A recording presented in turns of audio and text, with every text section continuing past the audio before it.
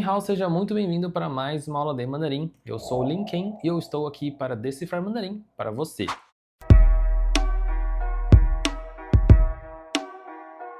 E na aula de hoje você vai aprender sobre os Piaodianfuhao, que nada mais é do que sinais de pontuação do chinês, que é um pouquinho diferente do português. Então vamos lá. Começando com o primeiro, que é o ponto final, que em mandarim é chamado de Juhao. Juhao. Você deve estar pensando, poxa, Lin, ponto final é apenas um ponto? Pois é, não é bem assim. Porque o ponto final em mandarim, ele é isso daqui, ó. É uma bolinha, né? E ela é oca por dentro. Ou seja, é um pequeno círculo que fica no final da frase. Às vezes ele pode ficar aqui embaixo, e em algumas situações ela pode ficar no meio da linha, então bem aqui no meio, tá?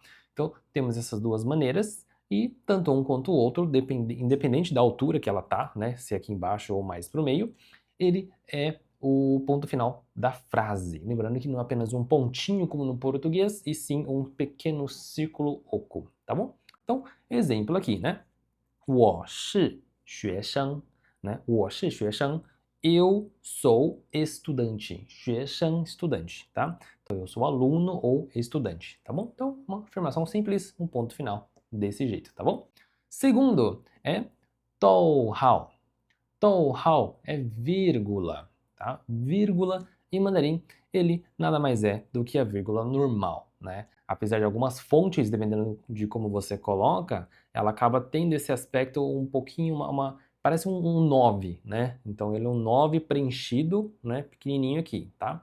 Então, aproveitei a frase anterior, né? 我是学生,他是老师. Então seria eu sou estudante e ele é professor, né? 我是, eu sou, 学生, estudante. 他, ele, 是, é, 老师, é professor, tá bom? Então eu sou estudante, ele é professor. Então aqui, tranquilo. Então temos aqui uma vírgula, é muito parecido com vírgula do português, né? A gente consegue ver algumas pequenas diferenças no formato dele, mas em geral ele é bem parecido, né? Mas eu estou falando desse tohao não por ele, e sim por causa desse próximo, que é chamado de tuanhao, tá? O tuanhao, ele parece muito com uma vírgula. Na verdade, ele é uma vírgula, mas ele é uma vírgula de separação, diferente do outro que é chamado de vírgula comum, tá?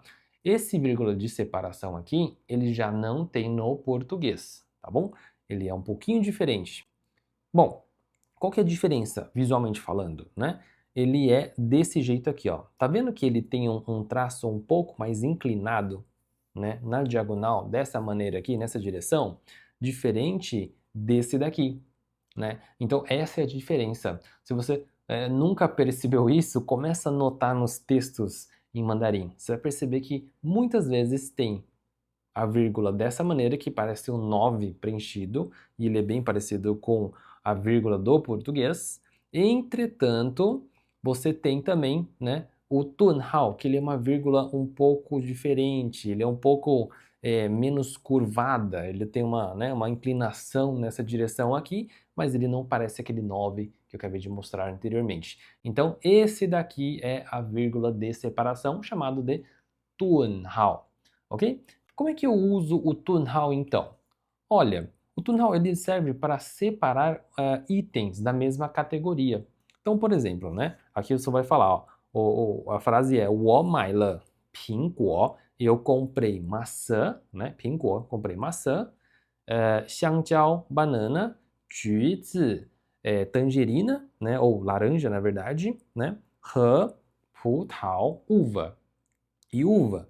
Então, quando eu estou listando uma série de itens que fazem parte da mesma categoria, eu uso a vírgula de separação, que é o tunhao, né? Eu posso falar assim, ontem na janta eu comi, aí uma lista de comida que você comeu. Fui no mercado e comprei, uma lista do que você comprou. Eu gosto das seguintes cores, uma lista das cores que você gosta. Então, quando a gente tem uma lista de itens da mesma categoria, a gente usa o tunhao, beleza?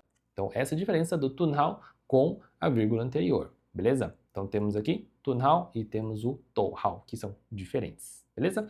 Se você está gostando desse vídeo, já deixa um like, não custa nada para você, mas tem uma grande valia para mim. E não se esqueça de se inscrever no canal, porque toda semana temos aula nova.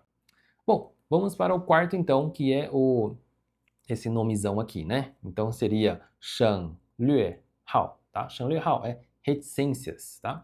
Para quem não sabe, é os 3 pontinhos, né? Conhecido como os 3 pontinhos, tá? Mas em mandarim não é 3 pontinhos apenas, e sim 6 pontinhos, tá? Então você vai encontrar, né, 6 pontinhos aqui, tá? Não é que a pessoa tá, né, clicando e segurou ali, né? Como a gente tem o costume de clicar várias vezes, né? Ou segurar a tecla com vários pontinhos nas conversas nossas, né, informais, né? Mas é que é assim mesmo em mandarim, tá? Em mandarim são 6 pontinhos ao invés de 3 pontinhos como no Brasil, tá bom? Então, 我想说, eu gostaria de falar, né? Seria tipo assim, eu queria falar, eu queria dizer que, né? Então, tipo, ele dá como que eu posso dizer, essa esticada, né? Na intenção da frase, né? Então, tipo, a gente usa essas reticências para dizer, né, uma pausa, às vezes uma pausa dramática, ou até mesmo para dizer algum tipo de suspense, né? Então a gente utiliza então o 省略号 nesse sentido, tá? Então 省略号é 6 pontinhos ao invés de 3 como no português. E quinto é 书名号, tá? 书名号é citação de títulos. Em português eu vejo que a gente utiliza muito as aspas, né? Então eu li o livro, abre aspa, título e fecha aspa, né? Ou eu assisti o filme tal, né? Então a gente usa muitas aspas. Entretanto, em mandarim a gente não usa aspa dessa maneira. A gente utiliza isso daqui, tá? Parece uma espécie de parênteses meio misturado com colchete, né? Talvez.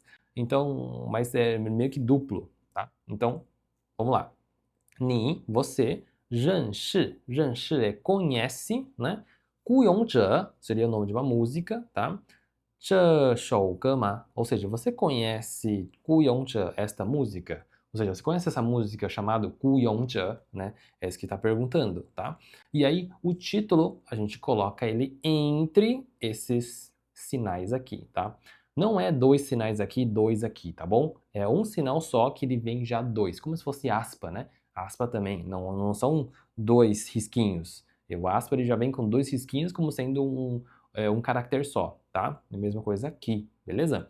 Então, 孤勇者, nome, o título de uma música, né? Se quiser pesquisar aí também para você conhecer, fica a indicação. Mas nós temos então isso aqui no título, tá bom? O que é interessante a gente olhar seria como é dito o nome dessa acentuação aqui, né? Shu significa livro, minha nome, né? E o hao é acentuação, ou seja, acentuação no nome do livro. Tá? Então, assim, pelo nome, originalmente, ele foi feito para citar livros, porque na época, na China antiga, só existia livros, não existia vídeos, músicas, bandas, enfim, né? Não tinha YouTube né, na época. Então, era utilizado para citar nome de livros, tanto para conhecimento quanto para entretenimento, né? Então a gente usa esse nome até hoje por conta disso, né?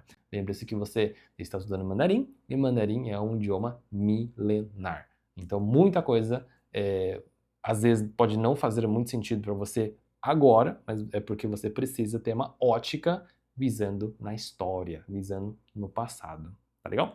Bom, então é isso. Espero que você tenha gostado e tenha aprendido sobre as acentuações em mandarim. E a gente se vê na próxima aula. 谢谢你，再见。